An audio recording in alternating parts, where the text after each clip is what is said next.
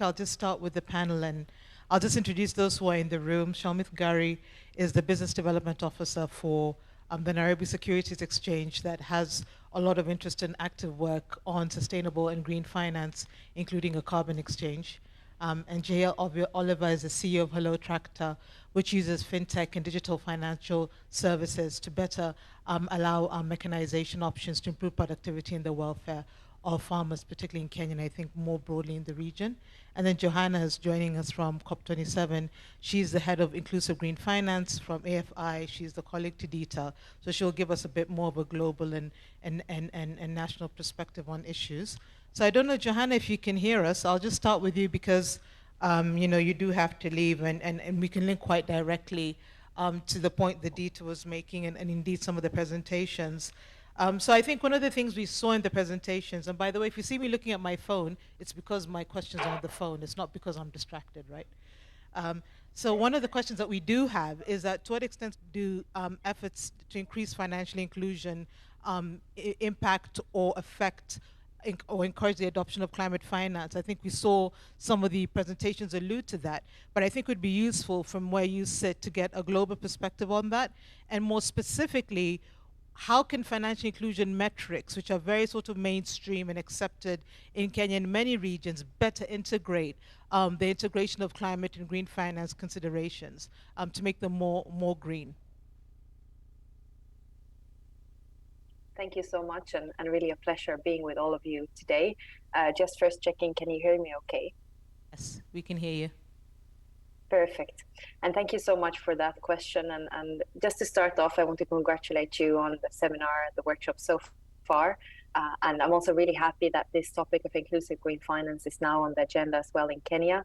I want to thank the previous presenters for sharing really, really rigorous and interesting presentations.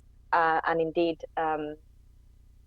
both of the colleagues in the beginning were stressing the current climate and environmental risks in Kenya. And I think, Joseph, you said, I'm not saying this to scare you, but this is how the land is laying currently. And I think definitely that is what we see from across the AFI network currently. The reality is quite bleak when it comes to projected and in some cases current climate impacts on the vulnerable populations. And that means action is needed right now. As mentioned, I'm coming to you from COP27, and there's a lot of conversations here, especially around adaptation and resilience building and how to channel resources to the most vulnerable populations. So that is my start to answering the question. It's quite crucial to establish financial inclusion, both because access to savings, access to insurance, to credit, to payment systems can in itself be resilience building. It can help populations to cope with both fast onset and slow onset climate change. So fast onset natural disasters or slow onset droughts or desertification, erosion of the soils, rising sea levels, melting permafrost, etc.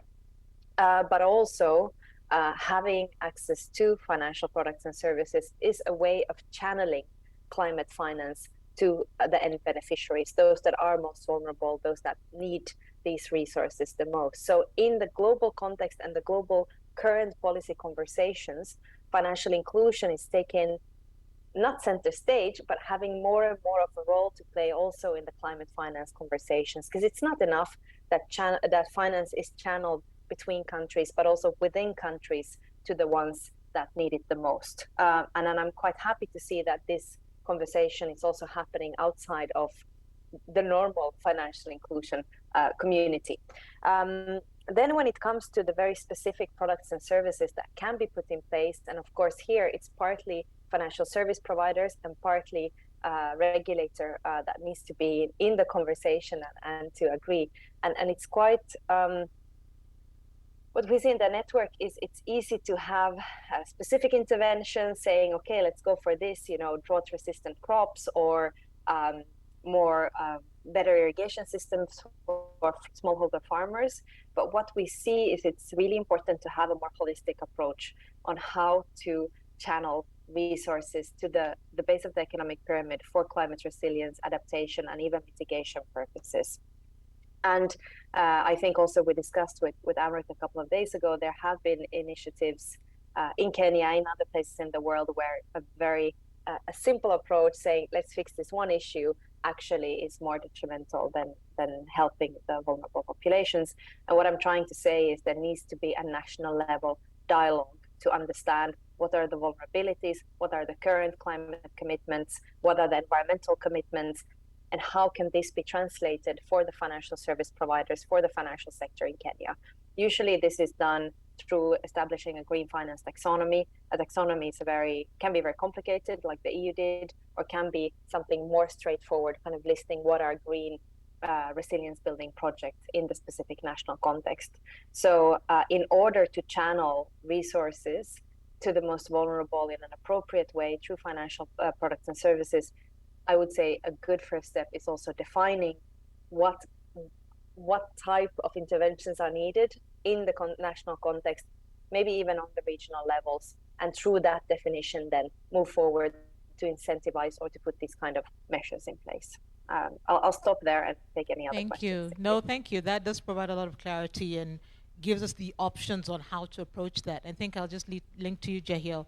One of the things that we see in the agriculture sector in particular is that there seem to be certain subsectors in agriculture that are vulnerable to climate change, but also if you look at the value chain of an agricultural sector, there are certain parts of that value chain that seem to be more vulnerable to climate change as well. Sort of given your experience where you're sitting, how have you seen climate change show up in that way? But also what useful tools and strategies are you seeing communities and farmers and obviously yourself use to help address that specificity?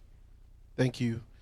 It's a good question. So obviously at the production level of agriculture, you find the most exposure to climate change. Excuse me, my daughters gave me a cold yesterday. They're testing my resiliency right now. But at the production level where we focus, there's a lot of risk. Climate risk, market price volatility risk, pest and disease. We're here to talk about climate risk. What we've done at Hello Tractor is kind of twofold. First, educate the customer on the benefits of building climate resiliency at the field level. And it could be basic things like promoting ripping and breaking the hard pan. So your root systems can have access to better soil moisture. You can retain more soil moisture. Keeping the crop cover on the field so that you have that layer to block that intense sun from drying your soils prematurely. So there's an education piece, but research, multilaterals, extension has been doing that education work for a while.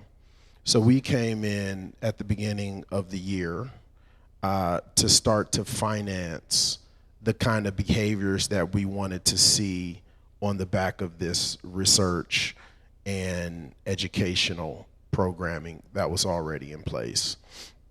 And so underwriting towards that behavior change, we saw a meaningful adoption of these best practices.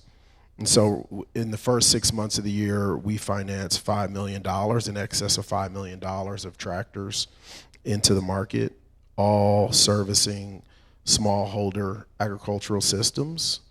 And over a quarter of that portfolio is doing climate smart mechanization.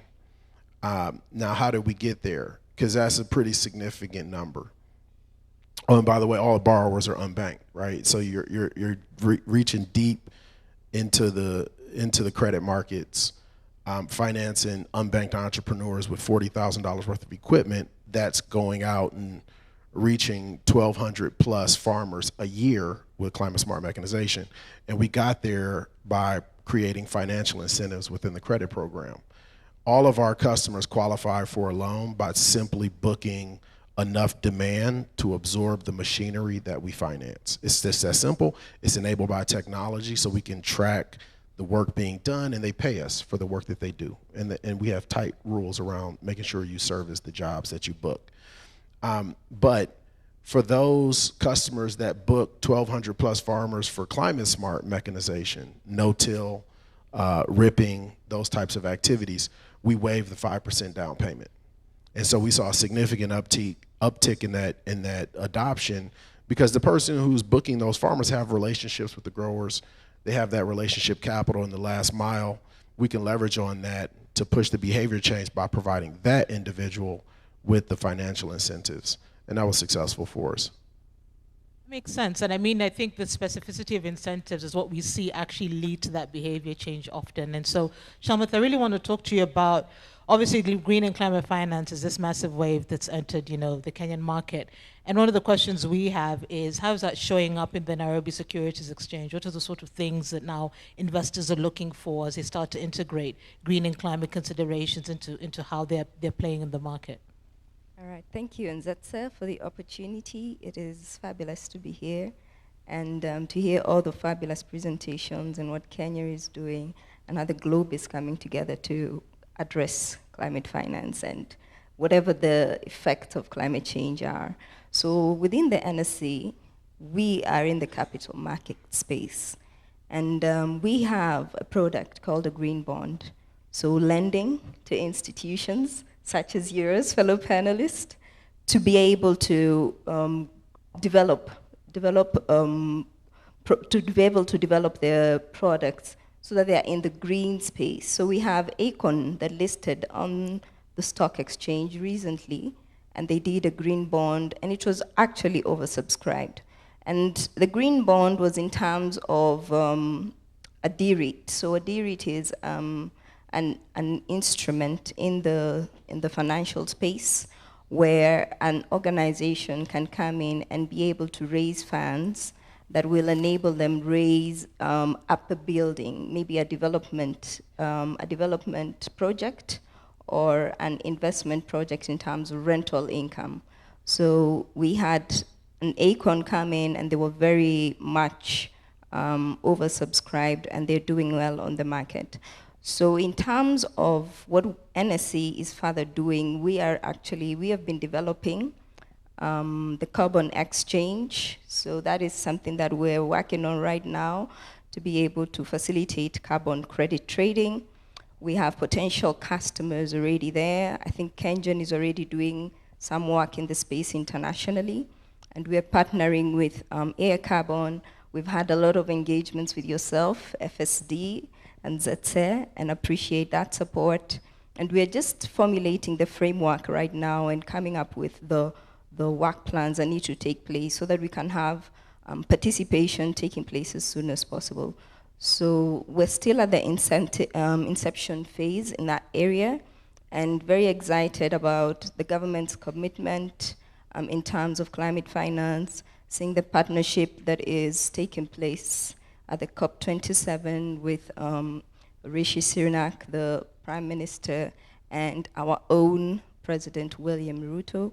So very fascinated about that. Looking forward to more developments in the housing sector also, in terms of green buildings and green construction. And yes, there's a lot going on in the stock exchange. One of the things that I appreciate concerning maybe the bottom line, just getting to the bottom line, is the facilitation that we'll have in the future for trading online. So we expect that this can now go down to the masses. So it's not, I think we need to also demystify the stock exchange, because it's seen as this big corporate institution where its corporate players come in. But we're looking at making sure that border operators can also come onto the stock exchange and be able to benefit from that. And if we have more green bonds listed, if we have more participation in that space, then ultimately we are playing into the global effect of reducing climate change. So those are my comments. Wonderful, thank you. It's very dynamic, and I think you're right. If you're not glued into the conversations, then you won't know that. And I think Johanna, if she's still there, I want to ask her one more question. I know she had to leave at 1. So I don't know, oh good, you are there, okay, good. Let me just ask you one more question, because it is something that we do grapple with at FSD, is that if you look at the style of green and climate finance, it's very structured, it's very formal, it has a lot of rigor in terms of measurement, verification, disclosures, and that tends to be quite disconnected from the reality of the vulnerable populations that are actually bearing the brunt of climate change. So obviously informal, farmers, unbanked, as Jill pointed out. So one of the problems we're having is that even though there's this massive appetite to scale green finance, the way our economies are structured for very good reasons, it's just not, that supply is not meeting the reality of how we operate economically. So one of the things, we're wondering is, how are you at FI, what useful strategies are you seeing to bridge that? Because obviously the supply won't change very soon in terms of how it moves, and of course the demand side, that's not going to change anytime soon. So how is that being bridged, and what useful things are you seeing there? No, thank you, and that's really a key question in all of this. I think the AFI network is still early days with several of the developments in inclusive green finance, and as we always iterate throughout the network, there's never one solution that would fit all. So it's all very much up to the national context.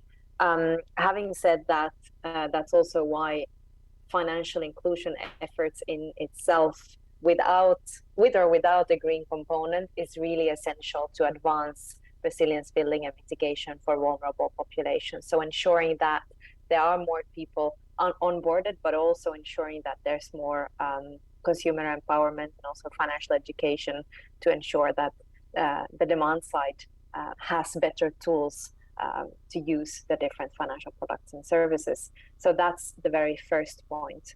The second one is that I see a slight risk with some of the discussions globally when it comes to climate risk disclosures and green finance frameworks. And there might be a lot of pressures on green finance reporting from financial service providers that might lead to financial exclusion.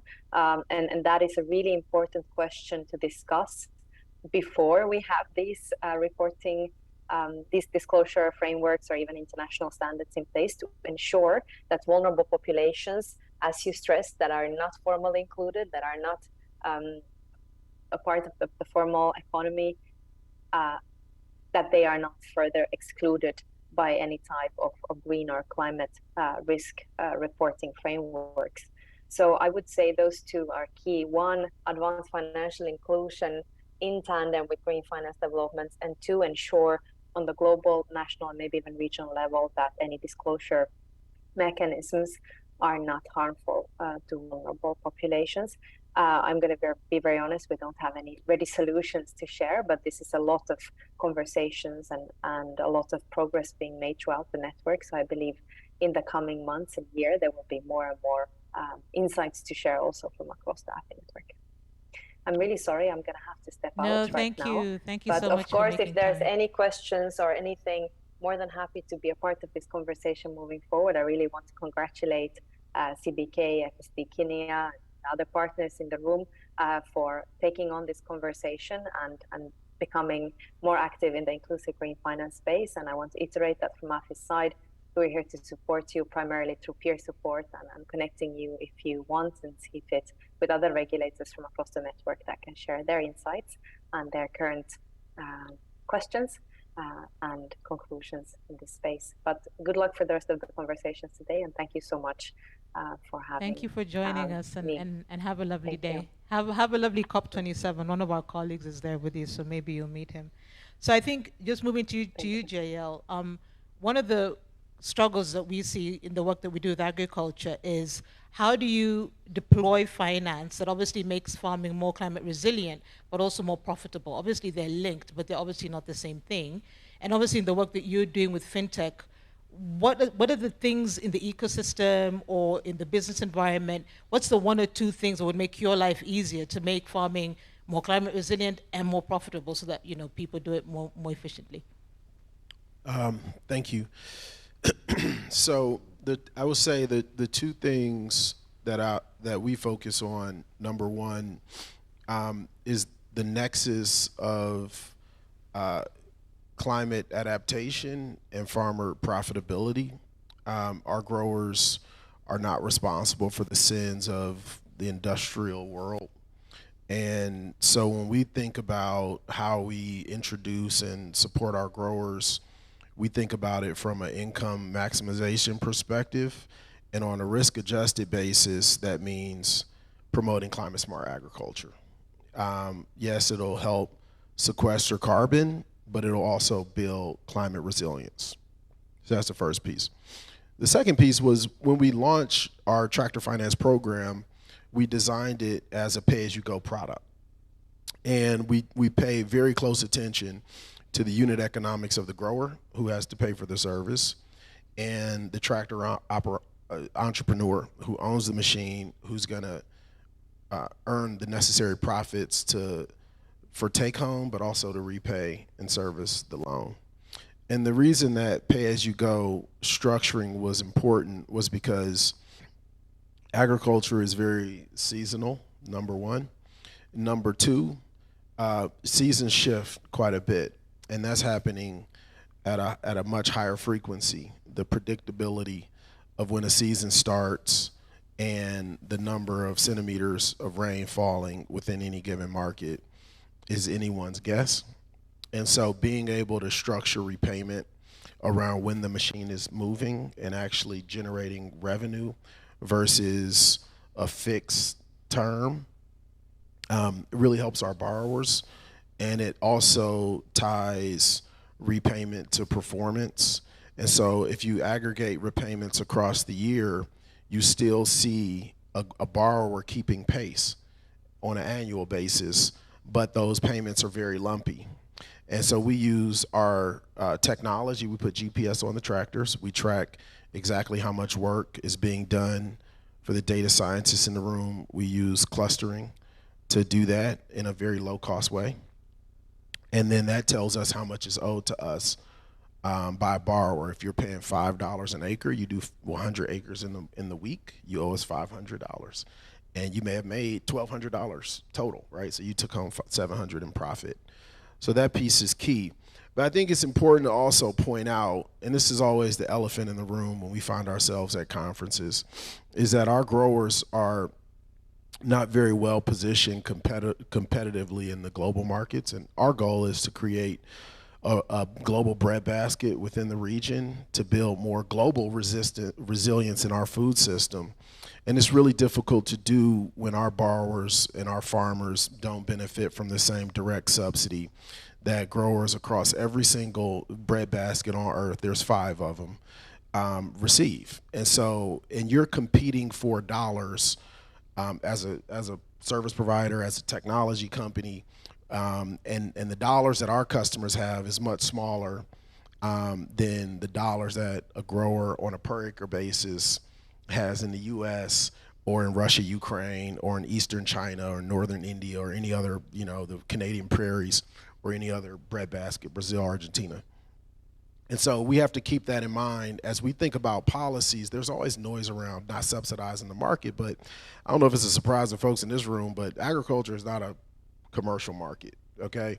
And until the other breadbasket regions remove their subsidies, we should be thinking about smart application of subsidy to make our growers more competitive so we can establish our rural economies as not only stabilize the rural economy, but create our region as a global breadbasket, because you saw on the map, right? We have highly productive land. Some of our most productive farmers in our platform map very closely against what the professor showed in Western Kenya, Busia region, all these very wet, fertile soils, and these growers could compete, but they do need support, right?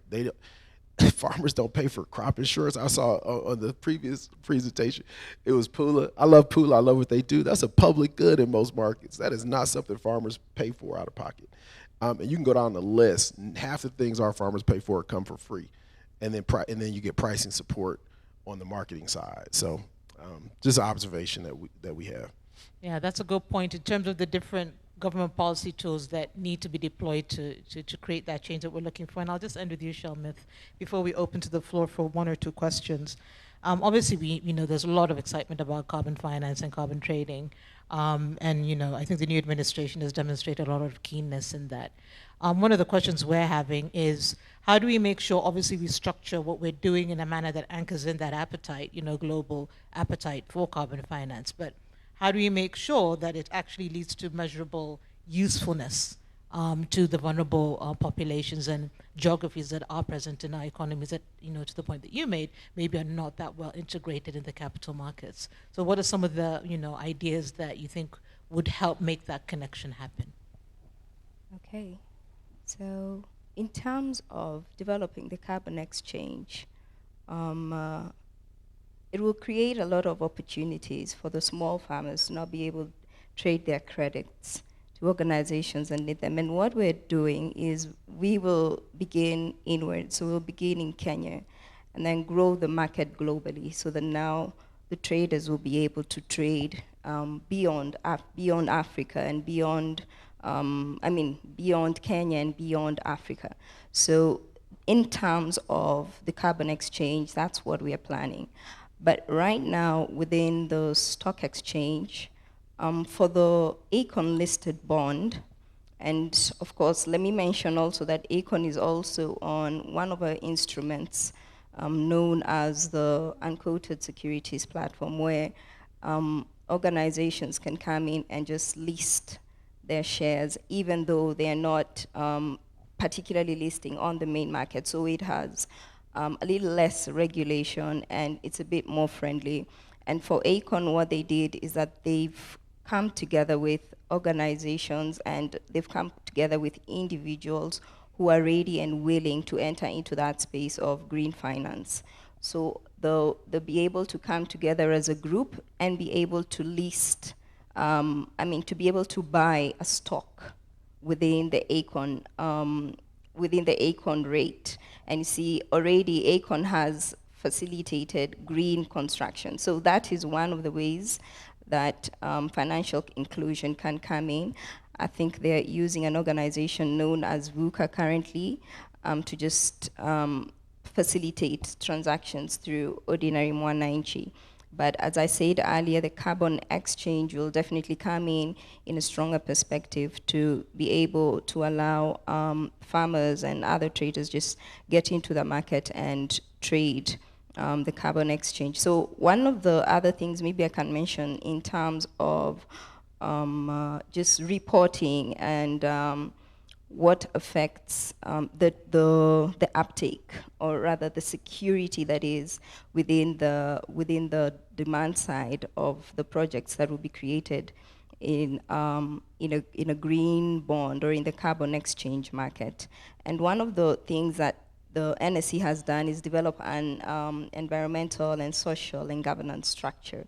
So there's a guideline that has been provided for that, and it's actually available on the NSE website to just make sure that there is value, there's return coming into the investor, and they're able to access the different information. So the organizations that get into the green space are expected, of course it's not stipulated for companies that are not listed, but for companies that are not listed, they can come in voluntarily to be able to disclose different aspects of the organization that would affect the social area, that would affect governance, that would affect the environment. So that makes it very open in terms of who can access the information. It should be available freely. And we're looking to partner in the future with county governments and water companies just to ensure that there's that level of governance. So linking that, then organizations and individuals can come in with small amounts of money within a rate structure that's within the USP, as I earlier mentioned. But the NSE is definitely out to support the common Mwananchi.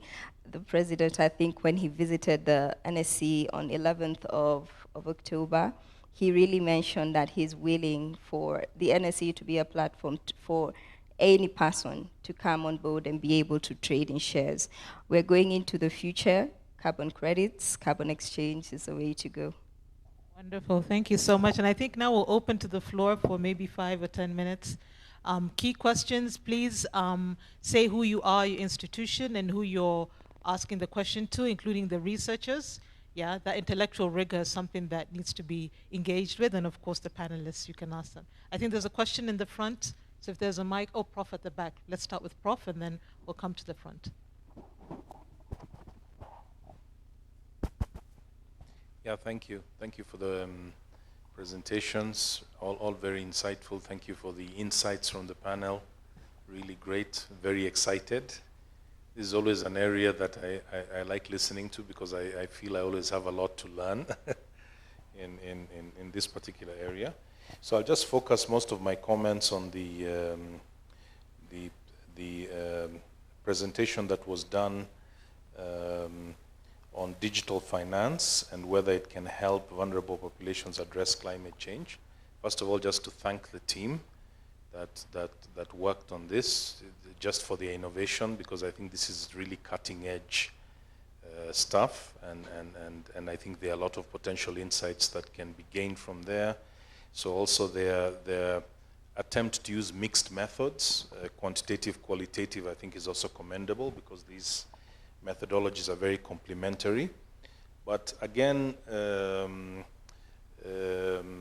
I would hope, I know this is a first draft of the paper, it's an early draft of the paper, so I know they are still improving it, and they're going to put in substantial work still.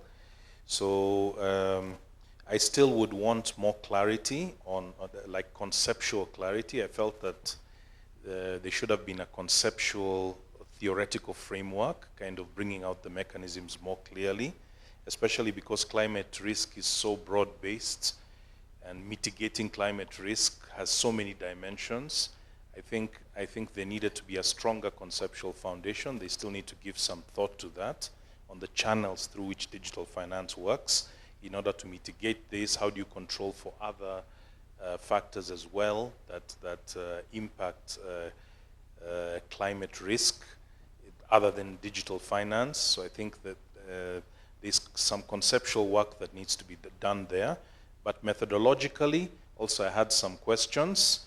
Given the nature of the data that they are dealing with, data from 2006, this is in different years, distributional assumption issues, etc., etc. What was the reason, justification for choice of a Probit model? I didn't get that. I just saw the Probit model is used, but why Probit model? How did they overcome the challenges of a Probit model? Because a Probit model is very sensitive to changes, even slight changes in distributional assumptions. What kind of robustness checks did they do? And particularly the biggest problem always is endogeneity. How did they deal with the question of endogeneity, especially reverse causality in that model? What was their strategy? Just some more insights into that. I know this is an early version of the paper, so I know they're still improving it, but I'd like more sort of insight into the methodology, how you address limitations, because when you're dealing with causal inference, you always have to think through some of these things. What problems could there potentially be in coming up with some of that inference? How did you address those problems, and so on? So maybe just a bit of comment and insight on that. I imagine they must have looked at some of these things, but just a bit more insight into that. Thank you. Thank you, Prof, for that academic request that I'll ask the researchers. We'll take a few more, then we'll allow for the responses. There's a question in the front, and then there's one in the back there. I think that's it, so that we can break for lunch after the responses. Go ahead, name and institution, please. Thank you, Ere. My name is Wandada, lecturer at University of Nairobi. So the presentations were very insightful, especially presentation by Ogutu, though I do have a few observations to make. One is on the question of the credibility of the data. Along 3 dimensions, maybe you would expound on whether the data was time series, cross-sectional, or panel. Secondly, the presenter seemed to be very silent on the methodological approach, because if we looked at the narration of the variables of interest that he presented, we could see a mixture of macroeconomic approach and microeconomic approach.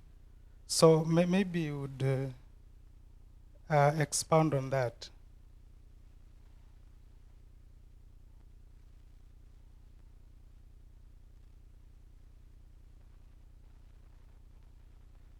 Then the paper by Camilla. I think Prof has made a comment on the same, on the distributional assumptions. When you presented the predicted estimates, so I was wondering whether there were odd ratios, marginal effects, or coefficients, because I was a bit lost. Then lastly, on the policy implications of your paper, the third policy recommendation, you recommended on expansion of mobile phone uptake among the vulnerable group, that is on the demand side. However, we should take note that a mobile phone penetration in Kenya is very high. So maybe your team would reconsider looking at that policy implication aspect. Thank you. Thank you very much. And I think there was a final question in the back. Yeah, name and institution, and then we'll allow the respondents. I think there are two. I think he's in the back, at the back row. He's back there, yeah.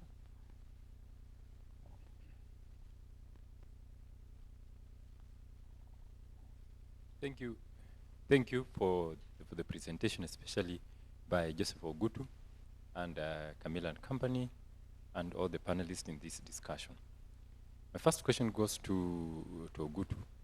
His presentation paints a very grim picture on climate change risks in this part of the world and population growth. We know that there are population dividends where the growth of population reaches a lag phase.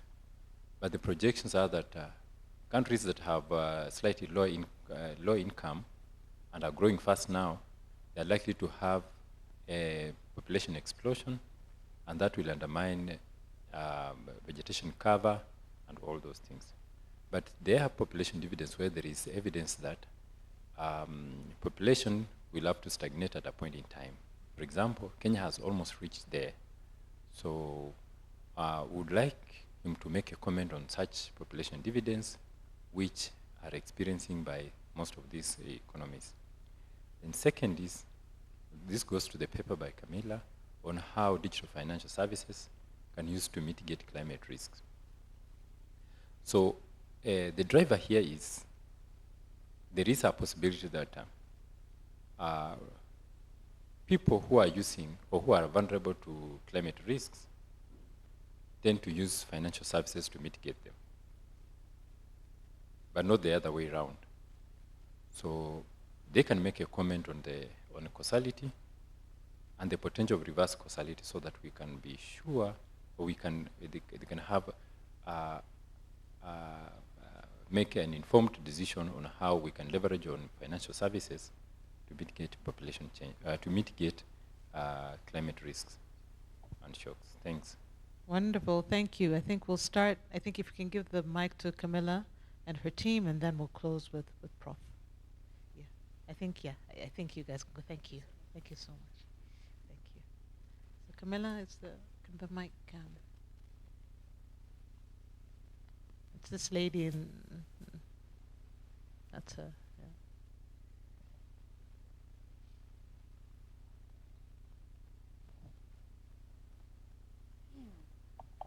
So I'll touch on some of the methodology questions, but then I also allow my team to step in and add where my answer might not be sufficient or comprehensive enough. Thank you, Professor Mudida, for your very valuable comments. We'll definitely take them on board and look at the conceptual framework as well as the methodology suggestions to improve the paper. In terms of the conceptual framework, basically macroeconomic and microeconomic factors are likely to drive financial inclusion, and we want to focus on the microeconomic factors through which macroeconomic factors are likely to be visible through the FinAccess data, and we want to observe controlling for those factors that drive financial inclusion at the household level, what other factors are likely to drive inclusion.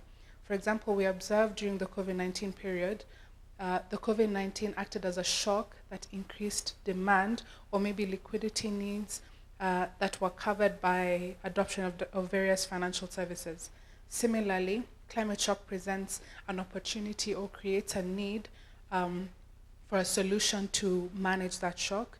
Therefore, in the same way that the demand for financial services or even digital financial services increased as a result of a shock, a macroeconomic factor led to increased demand for liquidity needs, and the DFS was a solution to that. In the same way, climate shock creates a demand or an appetite to meet some of the liquidity needs that occur as a result of that shock. For example, loss of income, loss of livelihoods, and we saw this for the farmers and the agrarian community, and in the same way increases uptake therefore for that service. So that's the conceptual framework behind it, but I'll definitely, me and the team will definitely relook at that to ensure it's robust enough. In terms of the methodology, before embarking on this analysis, we did basic analysis to understand the data generating process and the distribution of the FinAccess data. And the reason why we chose a Probit model is because when we compared it to other models, it fits well with the normal distribution. And therefore, when we confirmed that the data all the way from 2006 to 21 followed a normal distribution, therefore it was amenable to apply a Probit model, we embarked to choose that model. But this was not the only check that was done. Before we focused and selected this as the most appropriate model, we actually ran many different models with the same conceptual framework, meaning defining what the independent variable, the regressors were, versus the dependent variables, which is formal financial inclusion or usage of DFS products and other financial services. So there was already rigorous testing to find the most appropriate models. So the other models that would typically be used for data that has a normal distribution, for example, OLS, logit models, we applied those as well. And we found when we looked at the correlations and the output of the model, basically the relationships held across the model, including that for the Probit model. And we went ahead to confirm the relationships of the Probit model by running a marginal effect. And it's from that marginal effect then, when we confirmed the relationships that we were seeing, that we then made a prediction on the conditional probability, assuming all the regressors are at their mean value. So I hope that has answered the question. I think there was another question about the distributional properties of the data and whether those were taken into consideration before we settle for the Probit model.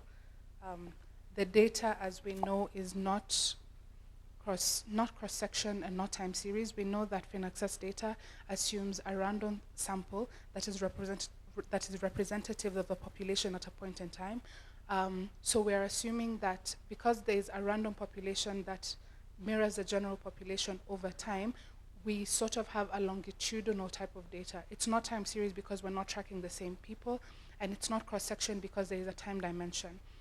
So the nature of the data is longitudinal.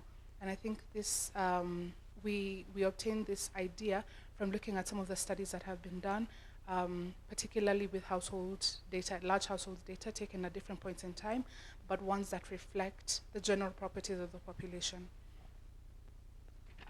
Let me stop there so that I don't miss the rest of the population who would want the questions answered. And let me let others speak as well. Thanks, Camila. Maybe I'll just start with the last part where Wadeda wanted some clarification based on our recommendations that we encourage mobile phone ownership.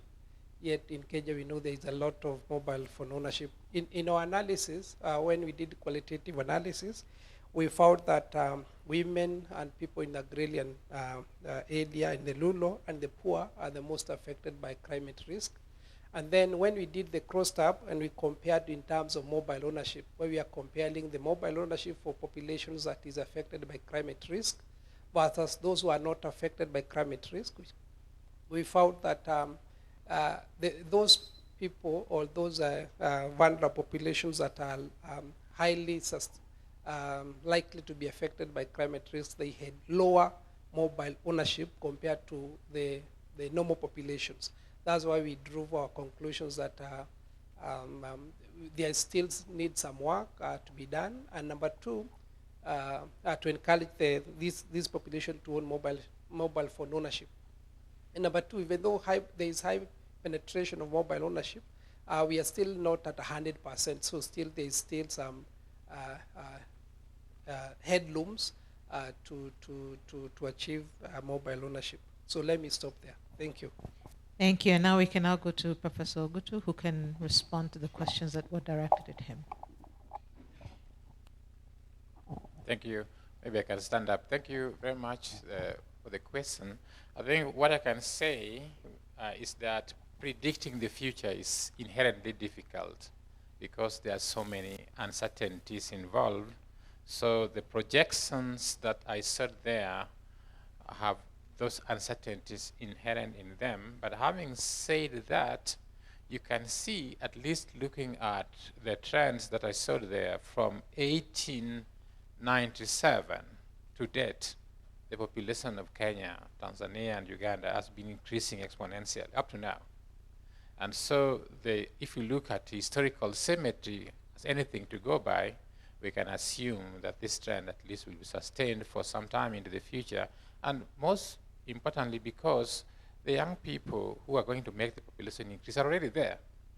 These people will have children. And so if you're going to have policies put in place to slow down population growth, this can only have effect later on, but they're not going to stop the people who are already there from having children. So I think we have to plan with the assumption that the population will continue to increase for some time. That's going to happen. And then it was said that I painted a very grim picture of what's happening in Kenya. I just want to say that the picture I painted is not as grim as it should be, actually. Because first, I've looked at the historical data in this country. I was hoping that there would be some environmental historians who would tell us how things have changed, but I was unable to find that. So I'm a statistician, but I decided to step back and go maybe become some kind of a historian. I've gone to the archives myself and collected material on Kenya from about 1884 to date and studied like how the wildlife numbers have changed, human population has changed, vegetation and so on. And I can report that the Kenyan population was only 2.5 million people in 1897. And now it is over 50 million, it's increasing. I can report that all the wildlife migrations in Kenya have collapsed. The only one left now is the one from Tanzania, the Serengeti Mara wild migration. All the ones we have, all the Kenyan migrations have collapsed. In Elementaita, Nakuru, that was one of the biggest in East Africa, it's collapsed. In Atikaputie, it has collapsed. In Mara Loita Plains, it has collapsed. In Amboseli, it has collapsed. All the 4 elephant migrations from Lorian Swamp in Wajir all the way here, it has collapsed. So all those are gone. So we have looked at data and we have spent 10 years verifying this data against the originals and analyzed them. So it has been a very serious and painstaking effort that we have invested in this and a lot of resources. So what we're saying here is not just out of lazy statement. It's based on what we've really carefully considered, and the situation is very dire. We could go into greater detail, but just take note that it is really serious. And in 2016, we published a paper which showed that, for example, the wildlife in Kenya throughout Kenya, we have lost over 70% of our wildlife since monitoring began in 1977 to date. So there's a lot of statistics there to show and to support this statement. But we could still do something about it. Thank you. Thank you very much. I think we're going to close there. So I think I'm